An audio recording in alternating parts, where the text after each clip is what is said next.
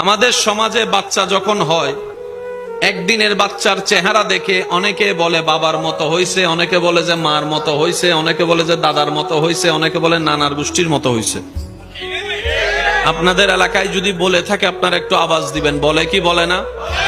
বাচ্চার চেহারা দেখে যার মতো লাগে সে তার কথাই বলে। নাকটা তার বাপের মতো হইছে, চোখগুলা কেমন জানি নানার গোষ্ঠীর মতো হইছে, তার হাসিটা কেমন জানে তার মরা দাদার বাস্তব চেহারা নিয়ে আসছে।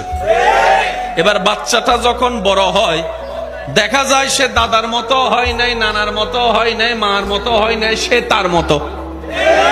একটু জোরে বলেন না রে ভাই। আমাদের কাছে মতো মনে হয়, বাস্তবতা যখন সামনে আসে মতো তখন মতর মতো লাগে না। কিন্তু আপনার আমার নবী রাহমাতুল লিল আলামিন নবী শাফিউল মুজনাবিন নবীকে রব্বুল আলামিন যখন দরার মধ্যে আম্মা জান আমেনার মাধ্যম দিয়ে মক্কা নগরের মধ্যে পাঠালেন, নবীর চেহারা মুবারক যারাই দেখেছে সবাই বলতে বাধ্য হয়েছে, এত সুন্দর চেহারা আমার জীবনে আর কখনো কারোর মধ্যে দেখি নাই। সুবহানাল্লাহ।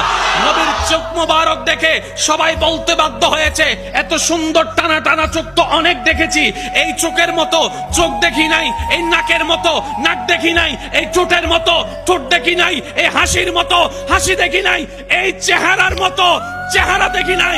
রব ডাক দিয়ে বলে, ও আমার বান্দা, তোরা দেখবি কিভাবে চোখে ওয়াতুহা ওয়ালা চেহারা তো আমি আর কাউরে বানাই নাই, নবী মুস্তাফারটা বানিয়েছি।